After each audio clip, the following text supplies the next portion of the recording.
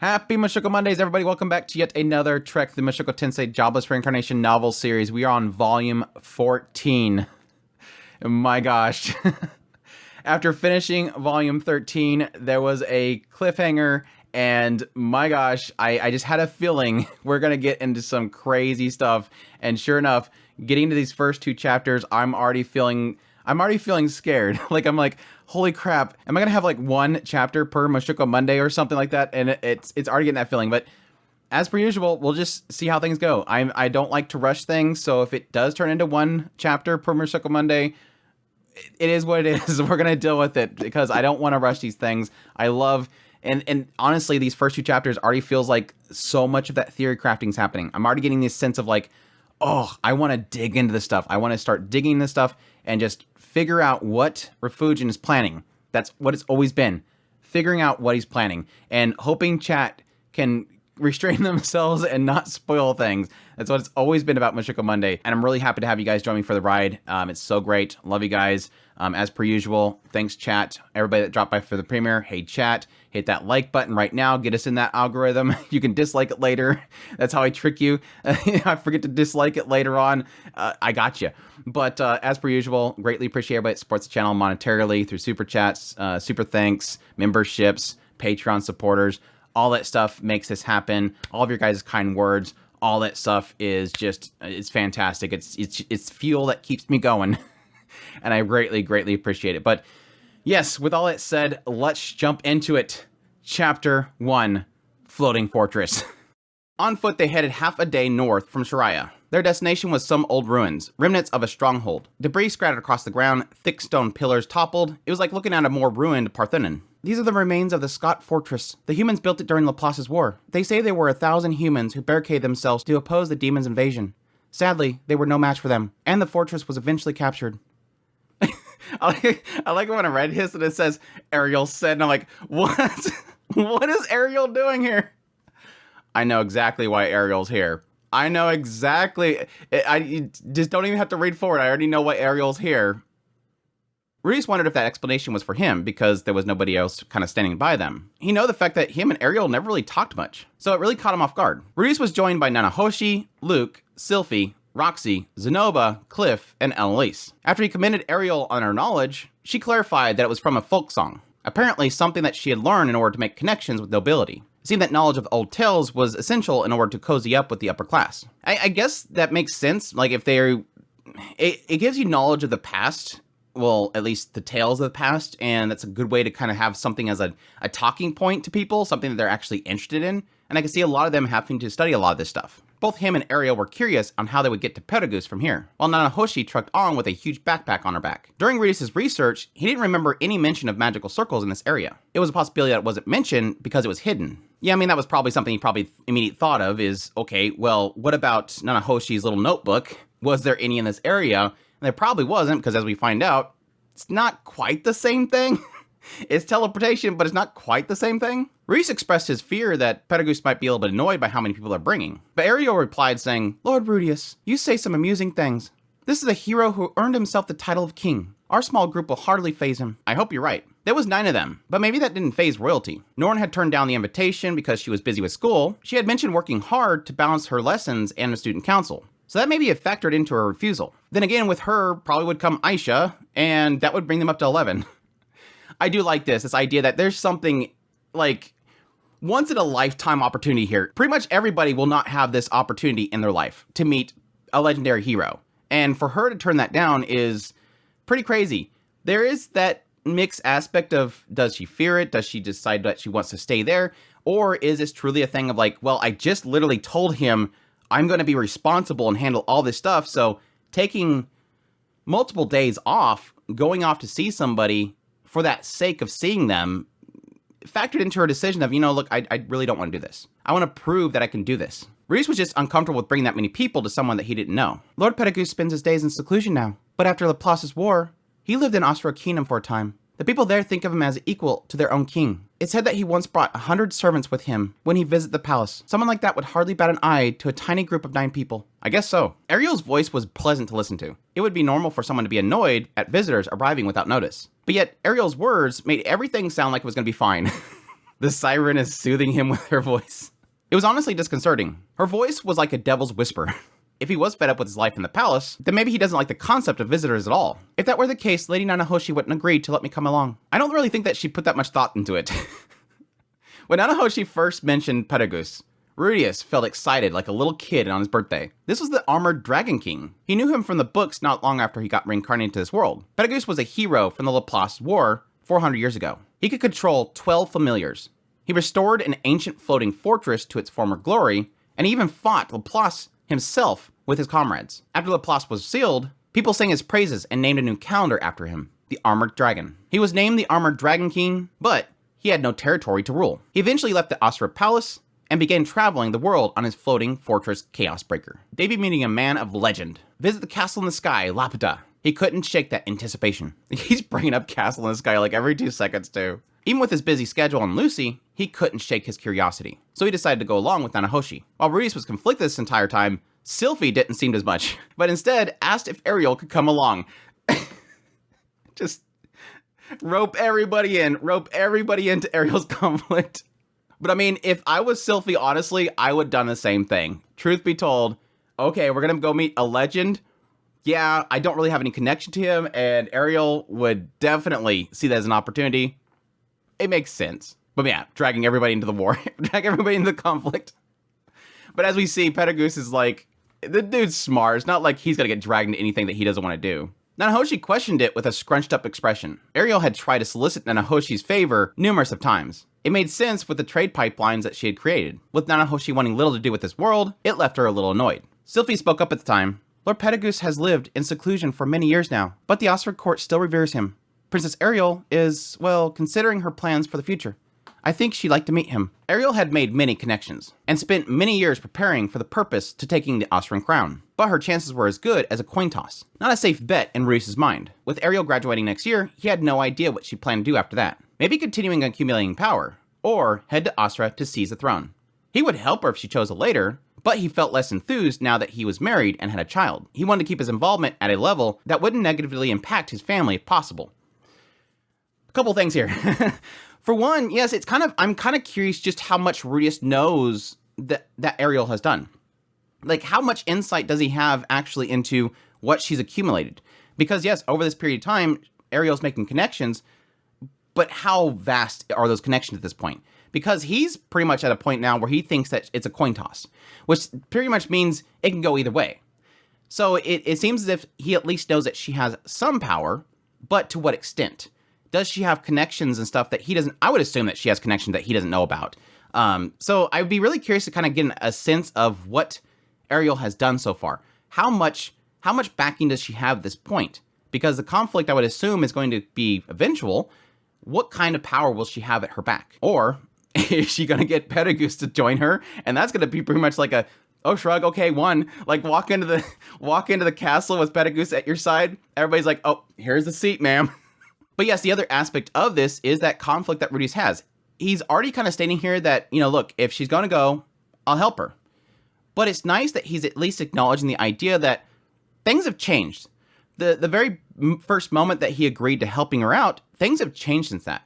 I'm married, I'm settled down, I have a child now. The way he says that he wanted to keep his involvement at a level that wouldn't impact his family, I can kind of get that. That feeling that if I do get involved with this, I don't want to impact my family. He's not saying I don't want to do this if I'm going to get killed.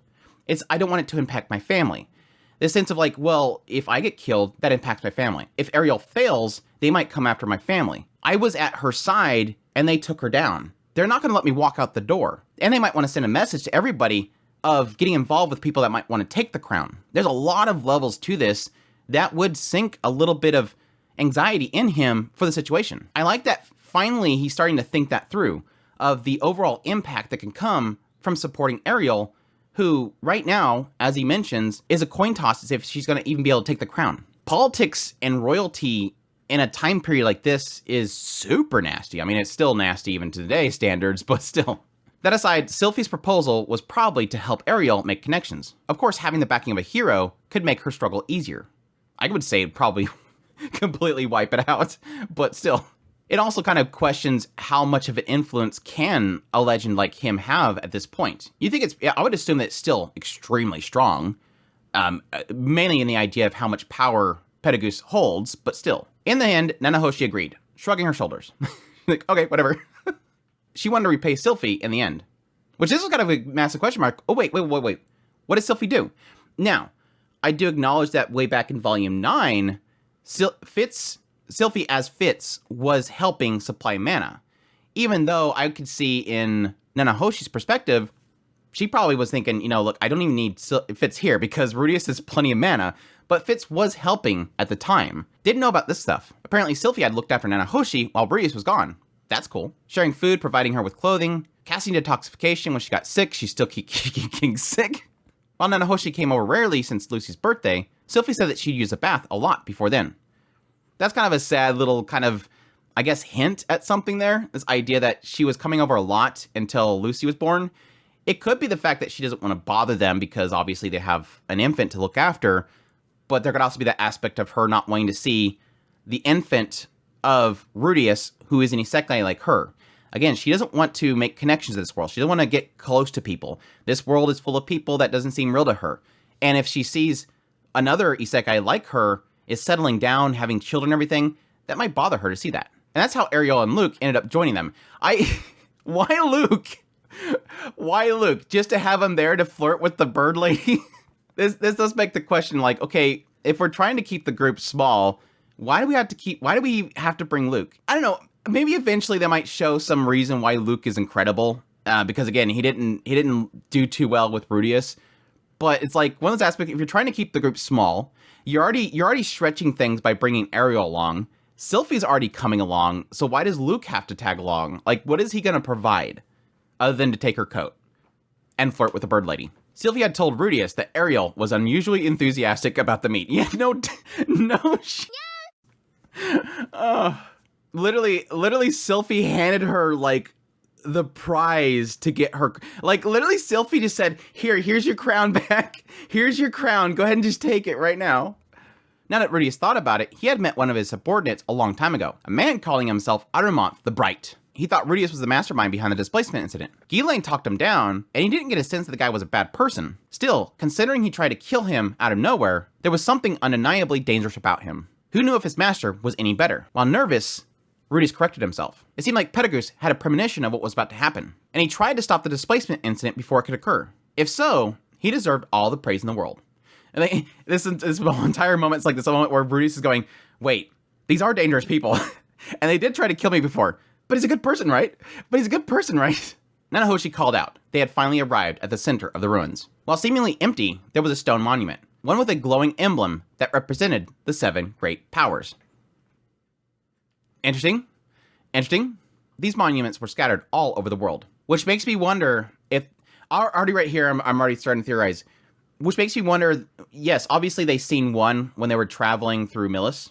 That was when the point where Geese was kind of mentioning everything about it, and Rizur kind of joined in about the whole situation. It was basically an explanation of the 7 great powers at that point. But this is a monument that, I don't know that he's ever mentioned another monument, but he's obviously seen several of them because he said that they're all, scattered around the world. Of course, Geese, I think, may have said that. But this is kind of implying this idea that these monuments are everywhere, and they're almost like summoning locations. Like, if you're traveling around the world and you get to one of these monuments, you can blow this whistle and Arumonth will show up, give you the little teleportation thing and bring you back. It's almost like these are little teleportation points. It makes me think that these monuments themselves are kind of like they're kind of like a telephone. You blow the whistle, it activates the monument, it sends a communication to them, and then Arumonth will go to the location, give them the thing they need in order to hold on to pull them back over there, which is pretty much a baton that has circles on it. It's an interesting system. In a world that doesn't have telephones or a helicopter to fly you up to the castle, it's kind of interesting. So what are we going to do now that we're here? Call him. Nanahoshi retrieved a whistle from her backpack and blew into it. But nothing was heard. Cliff spoke up. I'm not hearing anything. It's a sound normal people can't perceive. But he should come now. Nanahoshi went over and sat down, as Rudeus pondered how Pedagoose could hear it. Maybe it was a magic item, or possibly Pedagoose was a dog. Just like randomly over nowhere, his ears start perking, he's like, "Roo." But yeah, my assumption again is that the whistle activates the monument. The monument has some sort of communication to, or at least feels mana to the other one, and it glows or something like that to indicate there's somebody over here that needs to talk to you.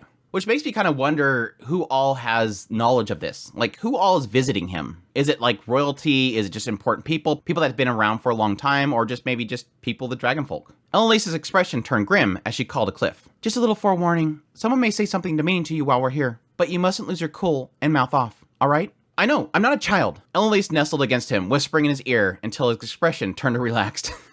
Having read at least chapter 2, I'm kind of wondering if this was her telling Cliff, because when I read this, I kind of wondered what about Petagoose would be against the Millis Church.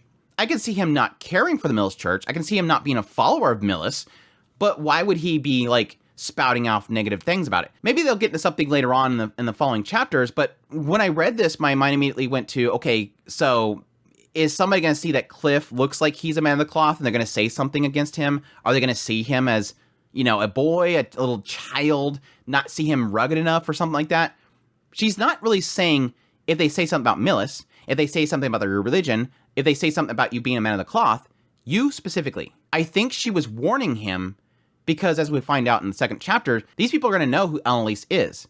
And maybe she thought they might possibly say something that could be a little demeaning and that might set him off. I'm very curious about this. And again, might get into more of it later on. But it's also that aspect that she possibly knows that these people are, if they're all dragon, I don't know if they're all of dragonkin. I know that one, I think, is a sky folk. Obviously, Petagoose ends up being seemingly of dragon kind. But maybe it's more the fact that Elenice knows that, at least for Petagoose, I don't know if I don't think that she ever met Petagoose. It seemed to imply that one of the familiars saved her, and then she was relocated. But she might know how, I guess, brash Petagoose is, and is just trying to warn him, don't speak up like you usually do. Don't get all haughty like you usually do. I don't know. I'm anxious to see what statues reside within the floating fortress. Zenoba wanted to show Petagoose their figurines, so he brought some. He had plans to advertise their business to Petagoose. just as Rudius had done to Badigati. I wonder if it's an aspect of, like, he's seen Rudius, like, doing that whole exchange with Badigati, this idea of, like, making statuettes and stuff like that for Kishirika. And at the time, Rudius was kind of downplaying a little bit with Badigati, like, no, I'm not saying you have to, like, join her business or anything. It's just, you know, let me learn some stuff from you and stuff like that. But it was obviously, like, him making connections for it. And so it's, like, almost as if Zenoba was like, we should do the same with Petagoose. Petagoose would be very good for our business. Apparently, Julie stayed behind in Zenoba's room, while Ginger was ordered to guard Rudius' family. Not as if they were in danger, but it was nice that they had some assistance. Yeah, the idea that, yeah, technically all their firepower is gone, and to have at least somebody there to kind of look over everybody is a good thing. It's kind of a nice gesture from Zenoba. But they technically have Lilia, and I should know some stuff, and yes, technically Norn is building up. She should be watching over Julie. But again, Julie is technically getting some ability to fight. I can't wait to find out, like, Julie has, like, mastered earth magic so much, she gets, like, crazy stone cannon just like Rudius. Try not to push your interest on him too much. Remember that statement? We're talking about someone who's lived for 400 years. Bwah! Lord Body has lived longer than that. I can't believe he did a bwah. Bwah! Lord Body has lived longer than that. Anyone who has lived that long would appreciate the fine qualities of your figurines, master. If you say so. A light appeared in the distance. A figure appeared before them in a split second later. It was almost instantaneous, in a blink of an eye. I immediately knew who this was going to be, unless the other familiars have that ability to sea travel like that, which I don't think so. I mean, I think that's the whole aspect of his ability. A man with blonde hair, dressed in a white uniform, wearing a yellow fox mask. He looked exactly like Rudius remembered. Anamanfi the Bright, at your service. It was uncanny how abruptly he appeared. He must have flown from the fortress at the speed of light, the same thing he did before the Fatoa region disappeared. The group went silent as Aramonth glanced over everyone. Rudius feared that he would remember him, so he activated his demon eye. A guy that moves at the speed of light, I doubt the demon eye is going to be able to keep up with it. That's actually a very curious question. Can, at least how Rudius has developed it, can it keep up with the speed of light, basically? Yeah, technically people that Rudius has fought can move really fast, especially a lot of the more advanced people. So I'm curious if it's one of those aspects that in order to beat the speed of light, he would have to pump a ton of mana into it and see a broad time span.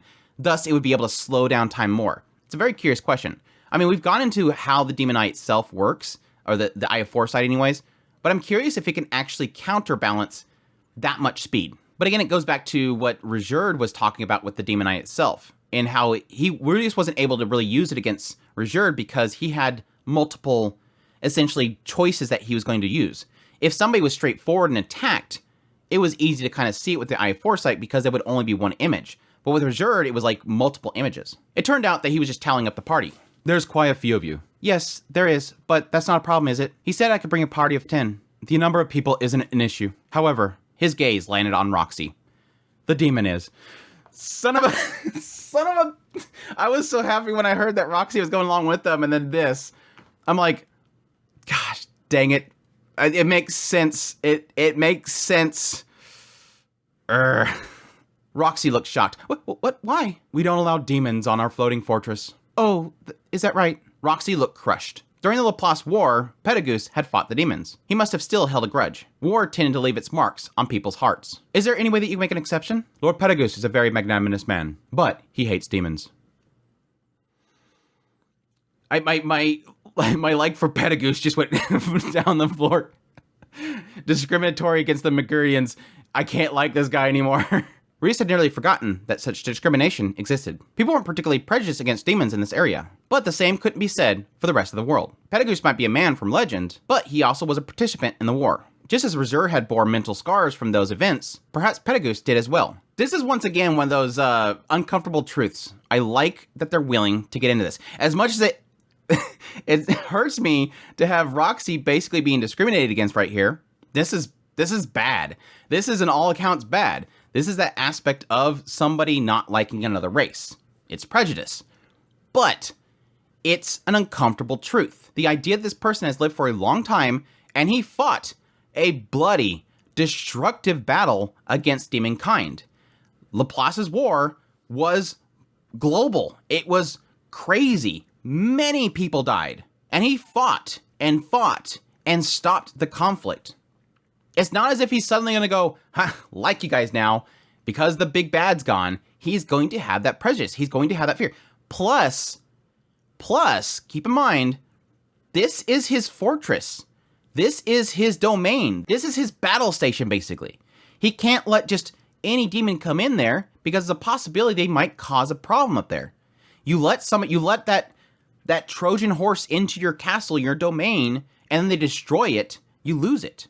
Now, I guess I would assume that Pedagoose is not going to be like, oh my gosh, I'm suddenly lost because I lost my fortress. But still, it goes to that credit and that idea that this is his fortress. He can't just let somebody of an opposing force that he fought for a long time just walk in there. Or there possibly could be something in there. Maybe the seal for Laplace is in there. We don't know at this point. There could be a legitimate strategic point for why he doesn't want her to come up there. He could possibly not hate all demons, because otherwise why is he not over in the demon continent just killing them all? It's not as if he has that sort of hatred for them, at least. But still, it is still sad that prejudice does exist. And I like that kind of awakening to Rudy. It's like, oh yeah, this is a thing that exists here. This is something that has not gone away. And he acknowledges the mental scars that come from a war. Yes, and even to today, our lives, those that still have fought in other wars, they're going to have that fear or that distaste or that hatred or that prejudice against who they fought against because they've seen their brethren die on a regular basis from those people. Not saying it's right, it's acknowledging it. Still, Rudius felt bad for Roxy. No, it's fine. If that's how it is, I'll stay behind. Besides, I was a bit afraid to see Lord Pedagoose anyways, and I still have my work as a professor here. This is for the best. She gave up, but couldn't hide her disappointment in her face, trying to cover it up with her hat. He offered to bring her a souvenir, but she only asked that he hug her when he got back. He gave her a long hug before they separated. Finished, Automonfi approached Rudius and handed him a baton. Everyone was holding one. Keep a hold of that. It was metal, about 20 centimeters long, with a complex pattern carved on it. There was also a magical crystal on either end, most likely a magical implement. So what do I do while holding this? You only need to hold it. Lord Pedagoose will use teleportation magic to bring you all to this fortress. So it was imbued with teleportation magic? Was there really such a thing? It would be awfully convenient. But they said humans couldn't be summoned. Wait, maybe that was fine, since it wasn't summoning magic. But then he thought, what's exactly the difference between the two anyways? This is sort of something that I don't know that they've kind of gotten into this before, but this is sort of something that has been at the back of my head. I mean, it's sort of been hinting at it over the volumes. I think the only real major hint that we've gotten is this idea that the colors are the same. But it always kind of implies this idea that there's always summoning involved, so it never kind of confirmed it. This idea that, what if these are the same? When you teleport somewhere, you step on a circle or you activate a circle or something like that, and you're teleported somewhere. When you're summoned, it's just the reverse. It's somebody teleporting to you. Now, my argument here is the major difference here is that with teleportation, you're going from one set location with a circle next to you. You are on a circle. You are touching a circle, and then you go to another location. It doesn't always have to have a circle on the other side of the whole teleportation, and as seen with the displacement incident. Technically, where everybody went, there wasn't, in a lot of cases, a teleport. There may have been, but there was no indication that where people were sent to, there was a teleportation circle there. Whereas with a summoning, you are in a location that doesn't have a circle. You're not touching a circle, but you're being pulled to a circle. But that could be an aspect of what summoning and teleportation does. It's just making the circle relocate something. Simple as that. It doesn't actually have to touch the circle itself. It's just basically data that says, move this thing to this location. It doesn't have to actually touch it. So teleportation is just giving it that data, I guess. So when you step on a teleportation circle, you're giving it that data to tell it, okay, move this thing that stepped on me to this location. Whereas summoning is saying, okay, this specific data that I'm going to write into the circle, move it from here to here. That's kind of where I'm going with this.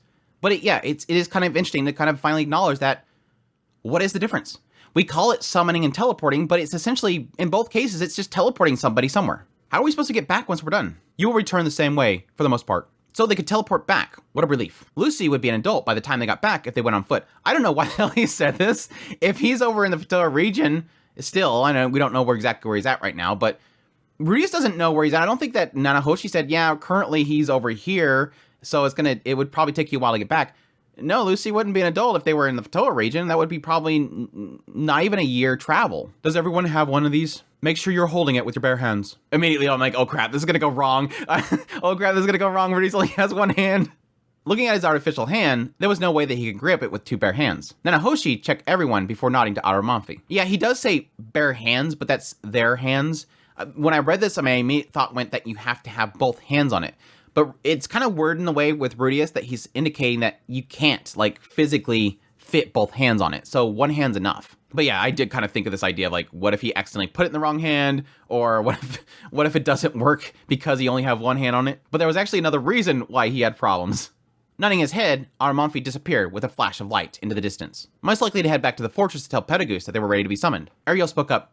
This is kind of exciting. Yes, it is. The princess was certainly more energetic than usual.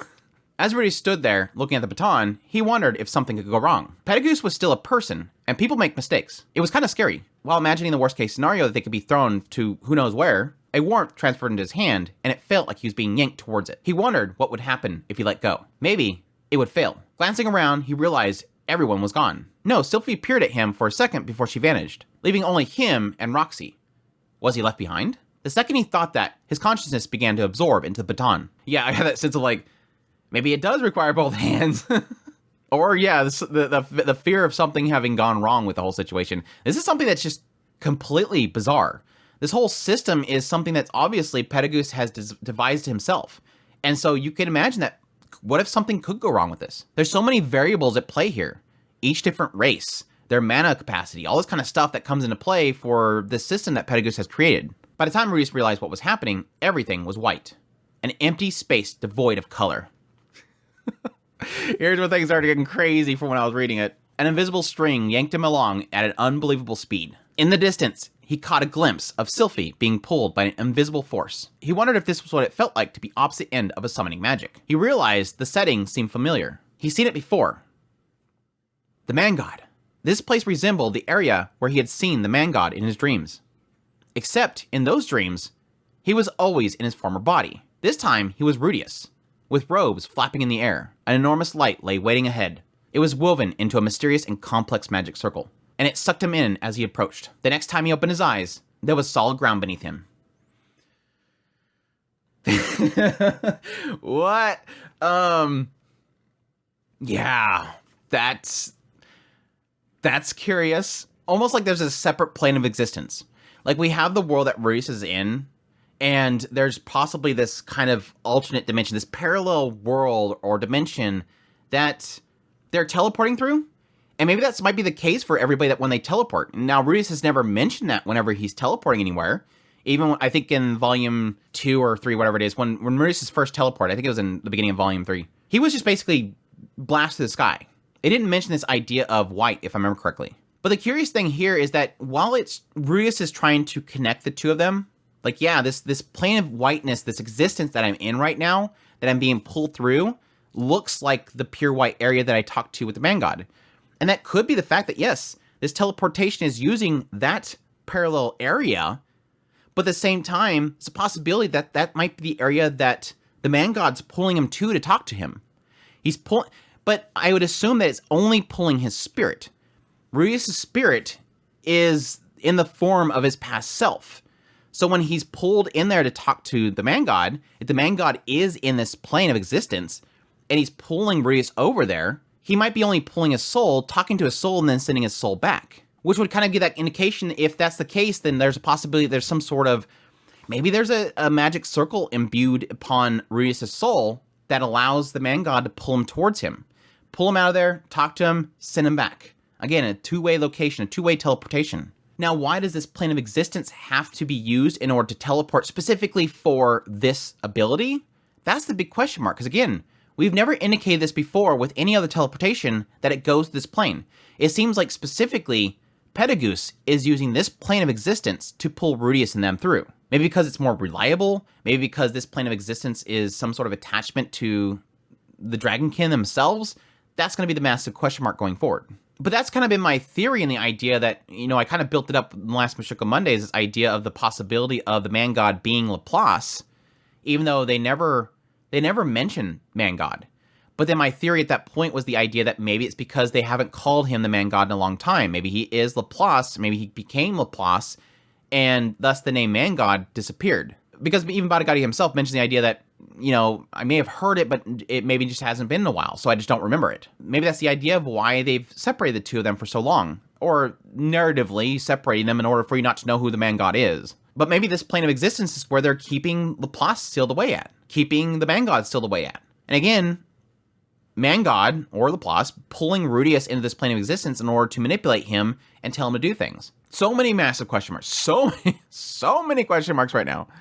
Rudeus drew in a breath, like he was startled awake from a dream. Did he lose consciousness at some point? No. He remembered flying through a great expanse of nothingness. So this is Pedagoose's summoning magic, huh? It was a peculiar sensation. The last time he felt like this was during the displacement incident. Back then, he also felt like he was soaring through the air. The difference this time was a sense of stability, because they were being pulled by this baton. Again, with the displacement incident, they just got teleported everywhere. So with this situation, they have this baton to keep them basically being pulled.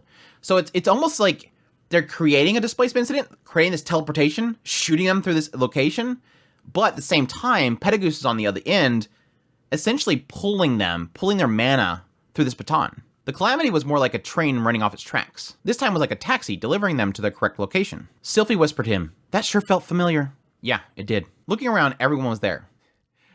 I have to say that the fact that Sylphie kind of notes it as well, which again, Sylphie was a part of the displacement incident, so it makes sense, but there is like this aspect of like, are we just like hinting at this idea that possibly Pedagoose was involved? Again, Pedagoose seemingly, I mean, he sent Armanfi down there to stop this situation, was noting this buildup of mana, so he obviously wasn't directly involved, but what if it's the same technology, it's the same aspects built into it? Again, it's technically the teleportation, but yeah. "This magic circle is huge," Cliff mumbled. Beneath them was an enormous magic circle, about 20 meters wide, carved directly into a beautiful marble floor. Water ran through the engraved patterns, emitting a faint light, likely imbued with some type of magic. The light was similar to the ones he had seen in the teleportation ruins, so it was a type of teleportation circle. Before them was an enormous castle, at least 50 stories tall and just as wide. It was massive and imposing. The closest he could compare it to was the Tokyo Dome, with a castle slapped on top of it. That's massive. It's massive. An expansive garden sprawled out before them, trees, flowers, and a canal running in front of it. Everything was well taken care of. Behind them was a fence with a pure white sea beyond it. He had taken a plane once in elementary school. It resembled those memories of clouds stretched out. It was different than looking through a window, though, and something was deeply moving about it. Everyone was taking in the view, speechless. He couldn't blame them, though. There was no airplanes, and there was no concept of mountain hiking here. This is the only way they can get a view like this, unless they displacement incident again. Sylphie clutched his robe, her legs trembling. I totally forgot about this. She doesn't have good memories of falling. She doesn't have good memories of high places. I'm really not good with high places. Had she agreed to come along to a flying castle despite her fear of heights? She sure was determined. He could carry her if she lost her balance. I do hope the view of the floating fortress is to your liking. A woman stood just outside the circle, still like a statue. Her platinum blonde hair to her shoulders, face hidden by a white bird mask. She held a staff with a magic stone at the top, black, mostly opaque. It had to be expensive, more so than his beloved staff. Most notably about her, though, was her enormous jet black wings. We finally get a skyfolk. I don't think we've ever seen a skyfolk before. I mean, if he did run into one maybe in the Demon Continent, he never mentioned them. One of the skyfolk? Her wings commanded presence, but yet they didn't notice her. It was truly bizarre. As she bowed, Ruiz could tell how polished her movements were. I extend my heartfelt welcome to you all. I am the first of Lord Pedagoog's servants, Savaru of the Void. I'll be the one guiding you around the floating fortress, Chaosbreaker. Freaking Luke. Freaking Luke. I'm Luke Notice Greyrat, Knight of Asura's second princess, Ariel Anamoy Asura. It's a great pleasure to make your acquaintance. We look forward to seeing more of your magnificent fortress. Luke smiled softly at Savaru. Why was he smiling at her like that? It wasn't like she had giant jugs. Not that they were small either. Was that his preference? Nah, that couldn't be. He's probably just being polite. I'm sure, because he didn't jump up there to be the first one to, to introduce himself to Pedagoog, but he's doing it here. I'm Ariel Anamoy Asura, the second princess of the Asura Kingdom. Ariel pinched the edge of her skirt and gave an unmatchingly graceful curtsy. The rest gave the greetings, Rias the most inexperienced in proper etiquette. It's such a pleasure to meet you all. Savaru responded politely, her voice betraying nothing of her inner emotions. Nanahoshi spoke up. It's been a while, Miss Savaru. Indeed it has, Miss Nanahoshi. It's good to see you. Well, no, it seems you aren't in very good health, are you? Stop noting it. Stop noting it. Ugh. I hate this so much. Not at my best, but I'm all right. While brief, it seemed the two were in good terms. Savaru beckoned them to follow. As she moved, her footsteps were silent. She didn't bob and her feet were hidden beneath her long garments. It was almost like watching a ghost drift along. Yeah, that kind of makes me wonder, is she being that soft-stepped, or is it like she's flying? There's multiple ways of kind of portraying this winged individuals in different stories. Sometimes they actually have to flap their wings, and sometimes it's just their wings are existing and it makes them fly. Like they're using magic to move around, but their wings is like a symbol of what they are. It's like just decoration. They don't have to flap them. They cut straight through the garden to a stone gate resembling a triumphal arch. Zenoba hummed in appreciation. Seemed figurines and dolls weren't the only thing he was interested in. Maybe other forms of art as well. While Rudius had no way of judging its design, if Zenoba was impressed, it must be incredible. One couldn't resist gawking up at it, with its chiseled patterns running the entire surface. The gate was created by Abyssal Dragon King Maxwell. Lord Maxwell has a talent for magical construction and craftsmanship. One of his other creations is the holy countries of Melis's White Palace. Whoa! Zenoba gasped. Is something the matter? I must ask, where's Master Maxwell right now? Lord Maxwell is a wandering type. Assuming he hasn't already passed away, he's probably out venturing somewhere. Oh, that is a shame. Such a magnificent man. If only I had a chance to meet him. He's such a dork. He's such a dork. It kind of indicates this idea that he's seeing something. And so when I got to this point, like I said, I always copy over the document into another document so I don't see the images while I'm scrolling through. And when I looked at the image, I was hoping to see what he was looking at. Thankfully, it gets to what he was looking at shortly later. But yeah, he's seen something and freaked out. He's seen something and freaked out. And I kind of had a sense of what it was going to be, just based on the fact that Zenoba, in a minute, is like asking Radius, did you see it? It's obviously something that both of them have seen that is an indicator, which would be that emblem. But yes, we've already kind of indicated before with the teleportation ruins that, yes, there's some sort of tie-in to the dragon race. But yeah, it pretty much already gets into my whole thoughts about that whole thing in the house and everything, and that's all kind of answered in this chapter. May we continue? Oh, yes. Of course, my apologies. I was simply moved by the greatness of his works. Truly? In that case, you may find a number of splendid pieces inside the fortress. I hope you'll take the time to enjoy them while you're here. Rias guessed that she was smiling underneath her mask.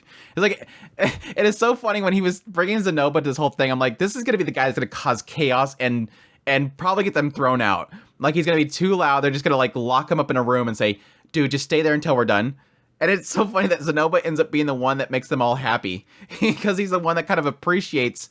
It gets a little bit more into it in a minute, and I'll get more into it in that detail. It's like, it's kind of a mixture of appreciating what this guy did, what Maxwell did, who is a companion of theirs, and the idea of technically liking knowledge, liking art and stuff that people have been around for a long time. It's about the only thing they probably do appreciate: knowledge and art. Zenobia scurried over to Rudius and whispered, "Master, did you see it?" "I did." "This is an enormous discovery.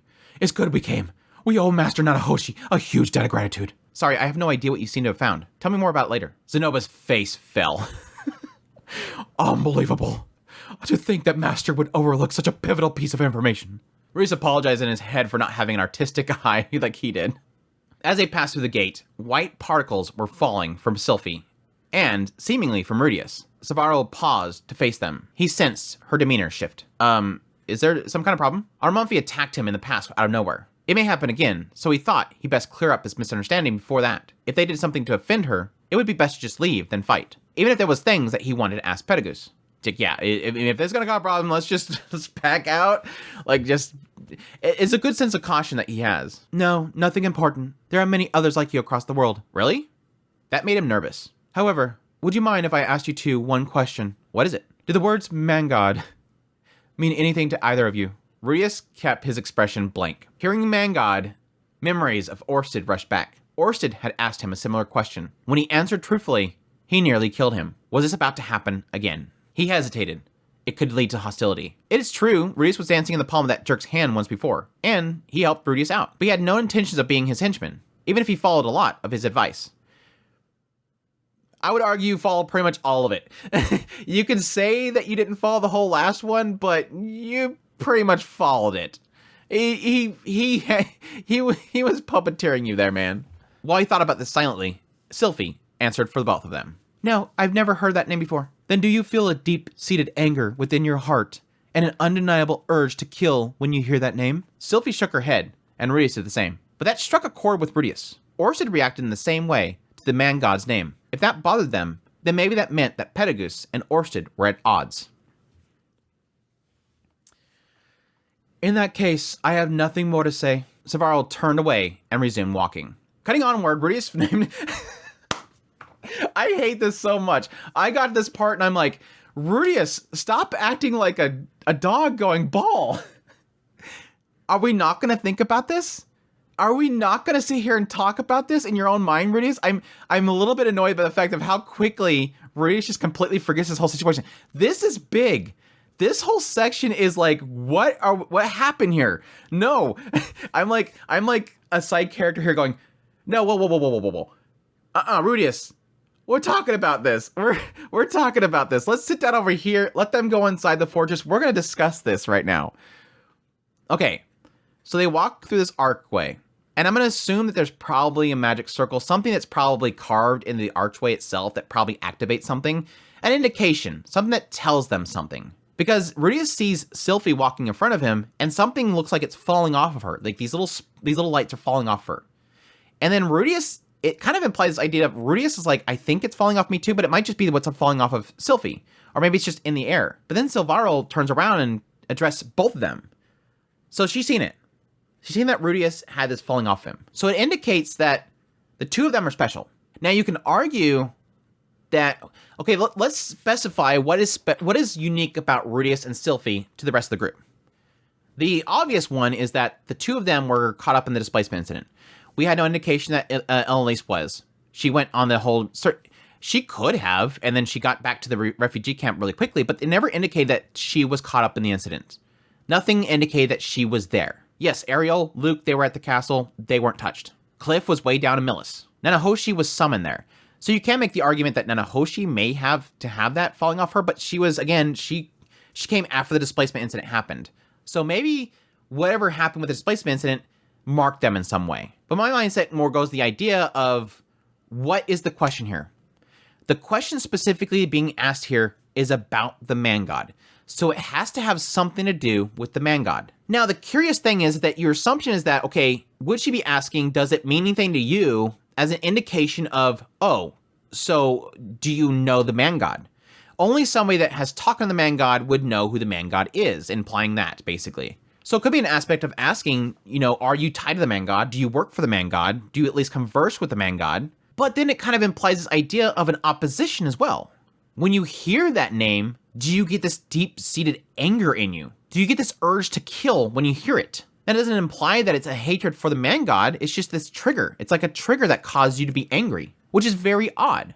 And yes, Rudius sort of is attaching that to Orsted, but it seemed like Orsted had a purpose. It wasn't that because he heard man god, he became furious and wanted to kill everybody. He wanted to kill Rudius because Rudius might possibly be somebody working for the man god that he hates. He wanted to kill this person that could possibly cause some sort of damage. The indication I got there was that he felt that the man god is this trickster that's causing damage to the world itself, and he's got to stop Rudius.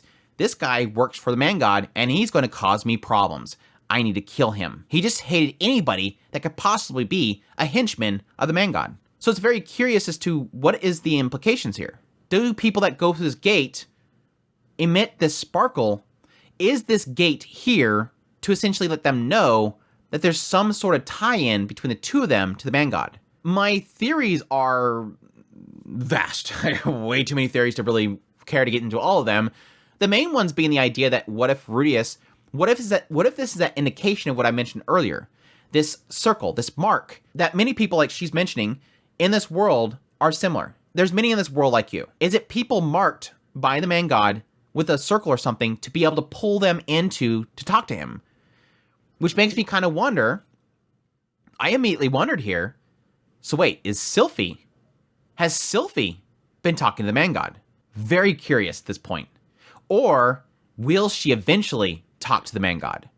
Maybe she's marked. It kind of makes this idea when Rudius was asking the man god, well, why don't you go talk to them? Well, why don't you go talk to somebody else? Why don't you work with somebody else? I don't want to work with you. The man god sort of indicated this idea that no, it's got to be certain people. It's got to be him.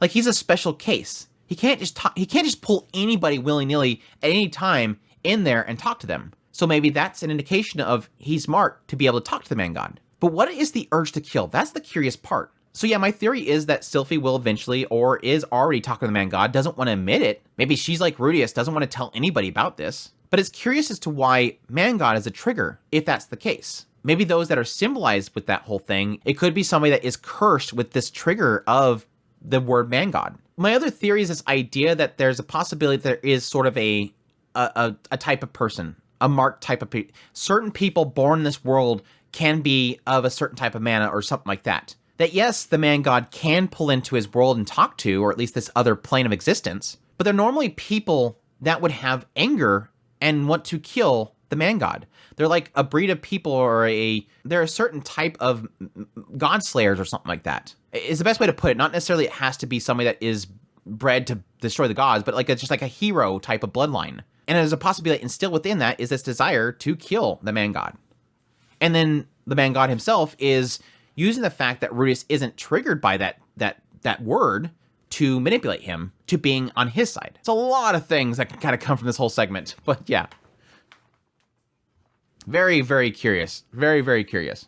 But it's interesting that even though this is a sign, they're not stopped. You would think that if there was some sort of symbolism of either being an apostle or somebody that works on the man god, or possibly being a hatred towards the man god, them even answering that we don't know, that they're still pulled in. But again, I think that's that aspect that there's so many people that are marked like this, and most of them never meet the man god, and so they don't really care. But yes, cutting onward because Rudius just seemed to just like shrug, I guess, no problem.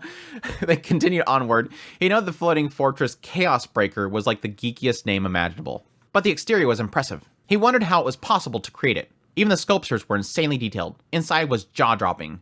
Carpets with embroidery, walls painted, expensive pottery, and statues. Zenobia drank it all in, babbling on about Ganon style and an, oh my gosh, Elanjan Knight statue. Ariel and Savarl humored him at first, but then got tired of it, straining smiles.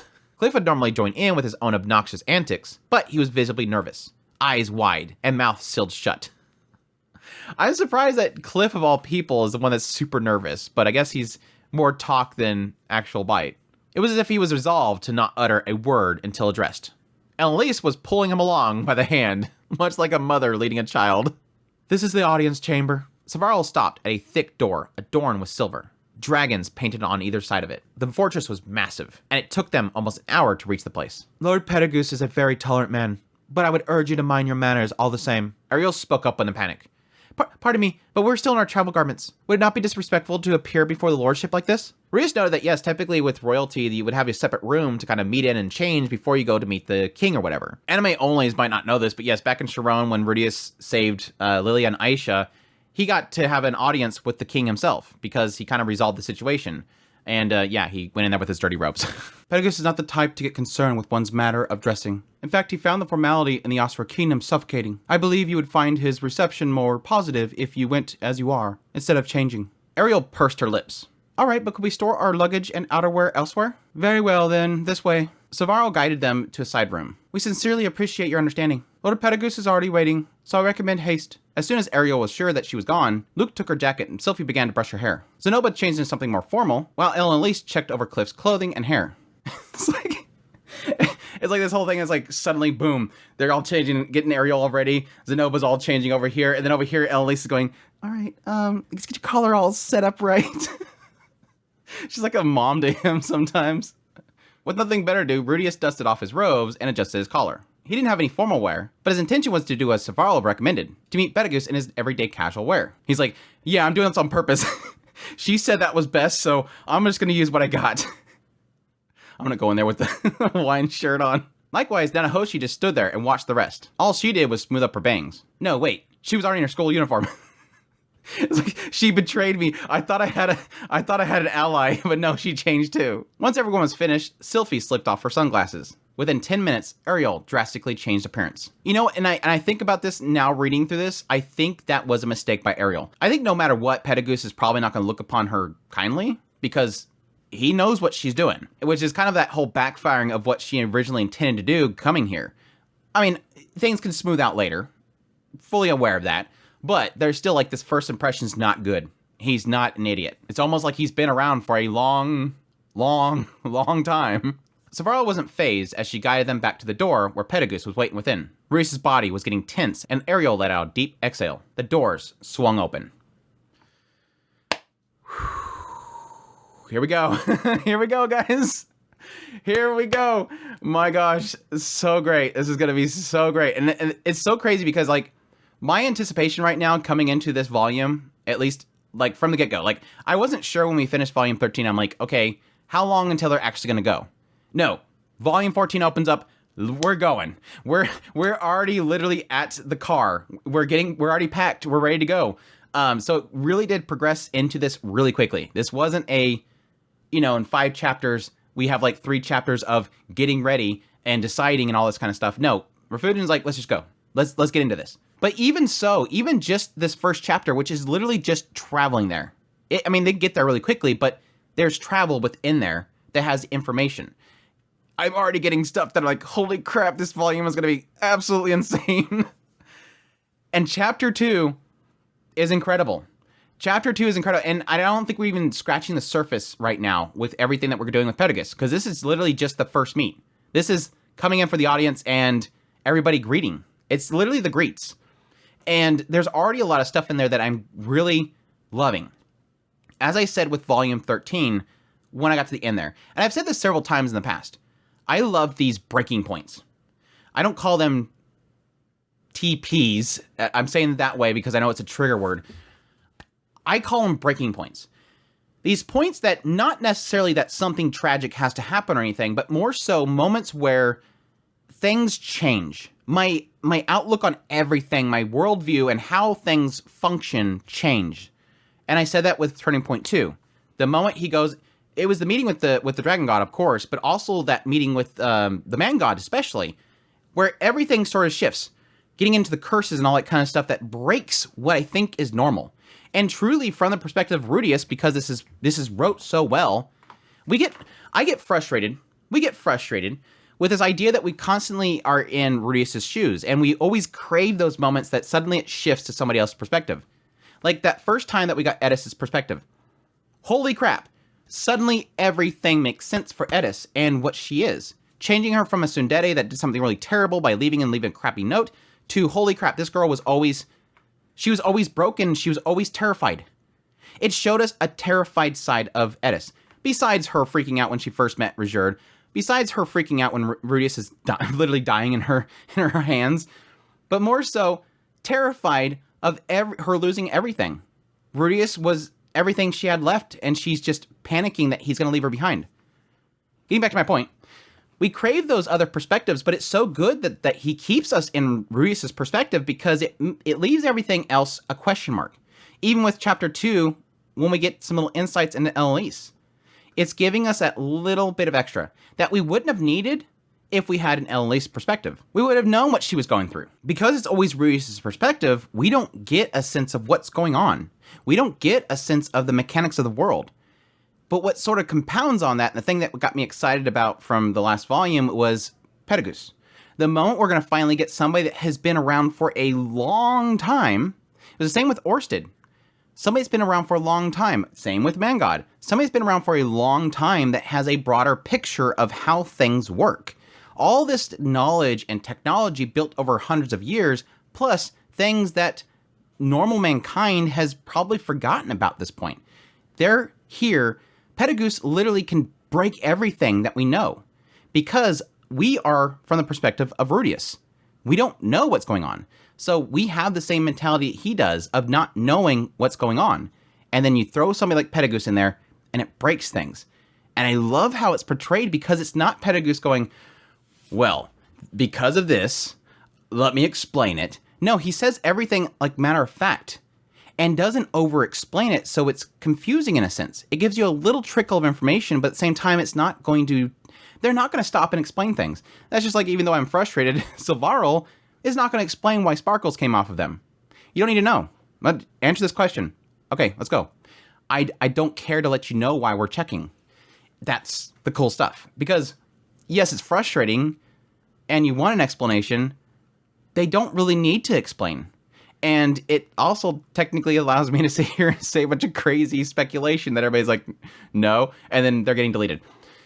But anyways, let's get into Chapter 2. This is crazy. Chapter 2, an audience with Pedagogus. The man atop the throne exuded a commanding presence with an air of royalty about him. He had brilliant silver hair and golden pupils, small yet piercing. This was the armored dragon king, Pedagogus. Rudius's legs began to quake when he laid eyes on him, and he knew instantly what made him fearful. The man looked eerily similar to the silver-haired man who killed him. Their clothes, hairstyle, and facial features were different, but there was something unmistakably similar about Pedagogus and the dragon god Orsted. I kind of got a hint of that from the anime when they briefly showed a very shadow-covered Pedagogus, but yeah, I did kind of get the sense that we've kind of hinting at and building at for a while now is this idea of the dragonkin, these people of the dragon world. But more of a so an idea of like, I wonder if they're all similarly, they look like that. Like they all have silver hair. They all have that very gruff look to them. They all have probably scales on the side of their faces like Orsted does. Or is it a sense that Pedagogus and Orsted might be related somehow? Don't know. Silvarl commanded, "Step forward." Nanahoshi led the group as Rudius went in the back and hid from view. The chambers was massive, pillars that resembled massive trees. The walls hung with banners, painted with complex emblems. Some recognized as crests from the Astra Kingdom, the holy country of Milis. Others were familiar, but some that Rudius hadn't seen before. Some countries that he hasn't been to. It is odd that he actually has banners from all of them, which makes sense because he is a hero of the world kind of thing. 11 men and women lined the sides of the velvet rug they were traversing, all clad in pure white, different designs, all wearing different masks. Some masks were fashioned after animals, some were covering only the eyes, kind of like a visor from Cyclops of X-Men. Another wore a helmet that looked like it was out of RoboCop. Another one's almost looked like it was a bucket on their head. These had to be the 12 familiars, although they all looked like humans. Armanfi and Giesling were matched in combat, so they all probably had the level of a Sword King. Rudius didn't want to make enemies of them, so he would watch his words carefully. Yes, again, Rudius isn't an overpowered main character. He doesn't just stomp in there and go, blast. Silvarl called out, "Please stop there." Nanahoshi froze in place. There was 2 small set of stairs and 10 steps between them and Pedagogus. As he silently gazed down at them, Rudius was sure that he was looking at him. As he silently gazed down at them, their eyes seemed to have met, and a chill ran through him. Silvarl slowly walked up and stood to the right of Pedagogus. Armanfi was on his left. The rest of the familiars lined Rudius's group on the sides. "I am the armored dragon king, Pedagogus Dola." Rudius jumped at Dola, connecting it to this castle in the sky. He can't stop thinking about castle in the sky. "It's been a while, Lord Pedagogus. I came as I promised." She lowered her head. It was rare to see her speak so respectfully. Ariel lowered hers as well. Sylphie and the others kneeled down on one knee. Rias hesitated on what he was going to do before he settled on a Japanese-style bow. just straight down. So you have returned, Nanahoshi. There was something powerful and intimidating about his voice. Once again, a chill went down his back. Fear threatened to swallow him whole. It gripped his heart and caused him to struggle to draw air. Sweat trickled down his forehead. It was kind of incredible. It was like he really was a king. This doesn't have land. Well, he has land. It's on the floating island. But no, there is a side of me that kind of was expecting him to start to kind of talk about the fact that maybe he sounded similar to Orsted. But again, it's that aspect of even if they have different voices, hopefully Pedagoose's voice. No, he's not voice. I actually heard him in the first season. But even still, just by them looking like each other, it could be like it's almost like Orsted's talking to him. But it's really kind of going by his presence. His presence and his voice just makes him feel cowering. And he didn't even get that sense with him talking to the guy in Chiron. Like, he didn't get a sense that he was afraid of the king at Chiron. This guy demands presence. I assume that must mean you have found your way to summon things from another world? Yes. However, I'm not sure if it's the results that you desire. It is a pursuit of knowledge that gives us purpose to we dragonfolk, not the achievements themselves. Ruius questioned that. So, he was one of the dragon people? Finally clicks for him. He hadn't put much thought into it, but it made sense. Dragon God, Armored Dragon King, they weren't humans. They were dragonfolk. Now it made sense why Orsted and Pedagoose resembled each other. They were the same species. Which again, I'm kind of wondering what's all of the commonality there. Is it scale skin, like skin, certain scales on their skin? Like Orsted looks like he has scales on his cheeks, but is it that their skin is all scales and it's just artistically it doesn't look like it actually shows? Or do they have skin in some areas look like scales? Do they have a tail? Is Orsted's head be under his cloak? As they continued to talk, Pedagoose seemed to be friendly with Nanahoshi. As we agreed, I would like you to teach me some summoning magic in this world. Very well. They made some sort of deal that she would learn how to summon objects from another world, and once it bore fruit, she would share her discovery with him. In turn, he'd teach her the mysteries of summoning magic in this world. That's interesting. And that's kind of a question mark that I have there, is this idea of, did he want her to learn it herself? Like, I'm not going to teach you until you know the basics. I want to see if this is something that you're actually going to do. I don't want to waste my time unless you actually start it and you look like you're actually going to pull it off. Or as an aspect that he wants her information, I want you to learn how to do this, and I'll teach you what I know, which is pretty much of this world. It kind of implies this idea that Pedagoose doesn't know how to summon things from another world, but he'll teach her what he knows if she could figure out how to do that. So it's a sharing of information. Or it could just be simply a test to see, again, that she's worth teaching. By the way, this is quite a large group you got. Who are these people? Actually, they helped me out with my research. I brought them to visit you as a reward for their help. Oh. A pleasure to make your acquaintance, Ariel said, stepping forward. I am Ariel Anamoi Asura, second princess of the Asura kingdom. I am most honored to be in the presence of one such great as yourself, my lord. This part had me so bad. Ariel Anamoy Asura, you say? Yes, I hope that we can get to know each other better soon. He snorted. I already know who you are. You lost in that filthy underhanded battle for the crown they're having in Asura. But you refuse to concede. Instead, you're dragging everyone around you into your muddy waters of conflict. Foolish girl. He ain't dumb. This guy ain't dumb. I love Ariel so much, but he knows what she's doing. He knows what she's doing. Again, it's that sadness in it, and this is really that point in which she can really make that known. If Ariel's goal is not that she just wants the crown, yes, she's losing, but she's regaining footing to take it back. This is your point in which you can make it known. I'm not simply going back to get the crown. I'm going to save my kingdom. My kingdom is falling apart, and I gave this promise that I would save it, essentially. Derek Redbat wanted her to save it, and she agreed to that. Luke snapped his head up, strained anger on his face. But Ariel lifted her hand to stay him, unflinching, smiling back at Pedagoose softly. That's a harsh way of looking at it, but you are correct. I assume you came here hoping I would lend you my strength. Not at all. You're a world-renowned hero. I simply wanted to meet you. I can see right through your act. Apparently her charm doesn't work on him. He just like bats it away. It's like the siren song's coming towards him.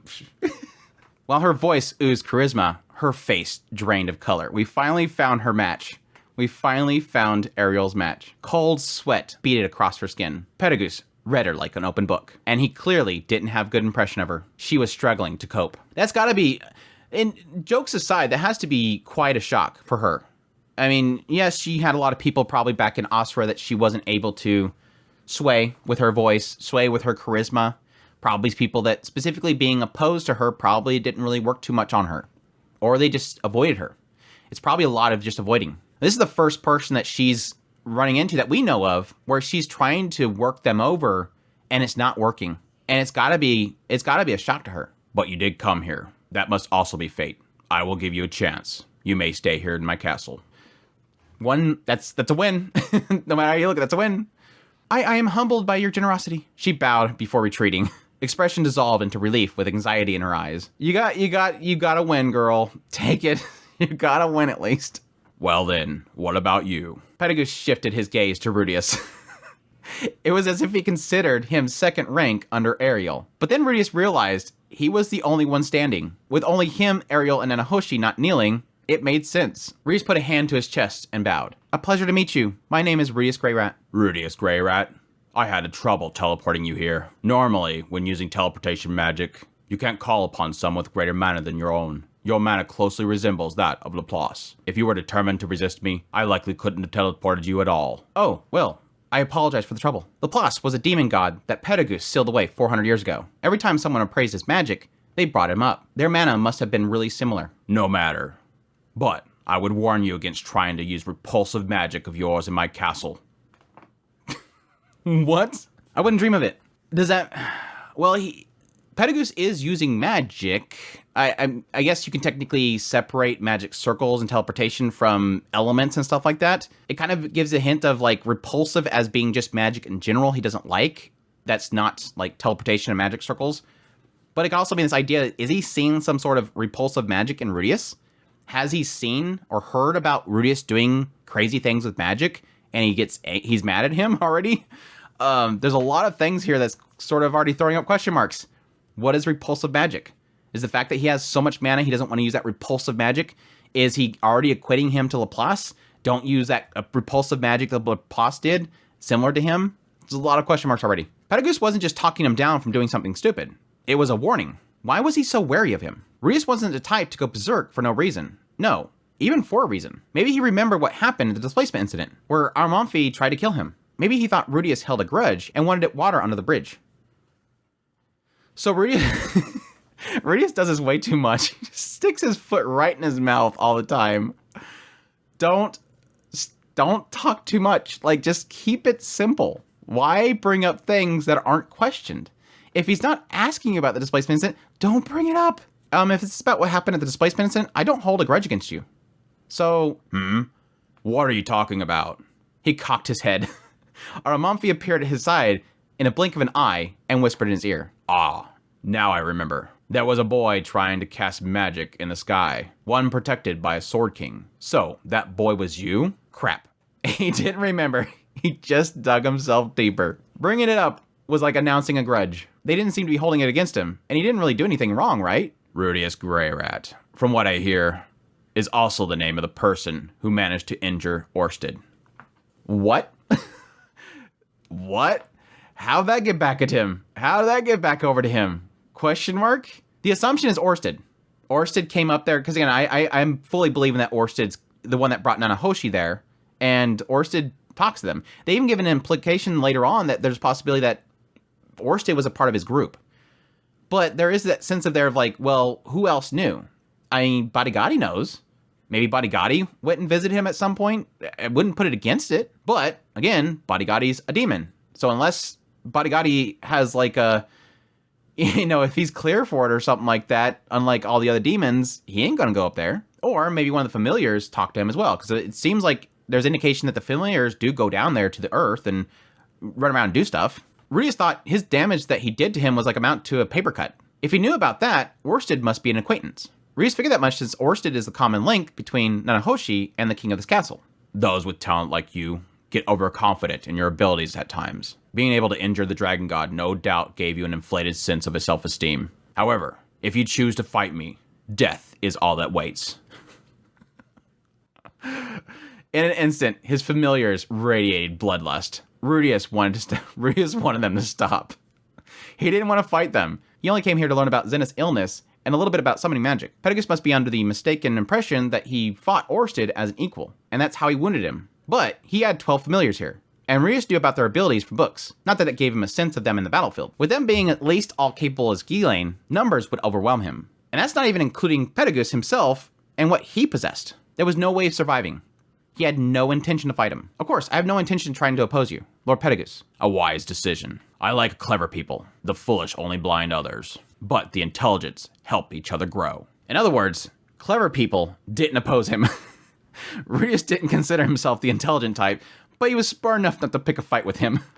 Nanahoshi spoke up. Lord Pedicus, if I may, his enormous mana pool has been a great help in my research. He's no enemy. Couldn't you please treat him more kindly? Very well. Since you helped Nanahoshi, what is it that you desire in return? Money? Or is it power that you seek? His voice was flat, as if bored with the conversation now. At least he agreed to treat him like a guest. But were people generally so hostile when they first met? If I may, I have one thing I'd like to ask. What? It's about my mother's illness. He told him the details of Zenith's condition. He nodded after finishing speaking. I see. I have heard there's old labyrinths out there that take people captive. That person becomes the heart of the labyrinth, allowing it to function. The mana that flows through them as a result transforms them. They all lose their memories, without exception. And in return, their body is infused with a mysterious power. A mysterious power? I believe you call such people Cursed Child and Blessed Child.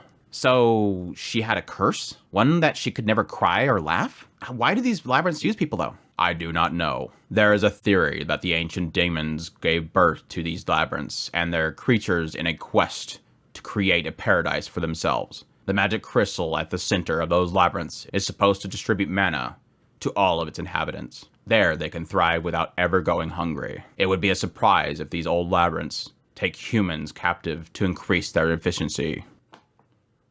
Immediately right there, I'm like, oh yeah, that's right, the devouring devils. They were trying to figure out why the devouring devils were right there at the door, and they had their nest there. And again, that's a whole thing of like,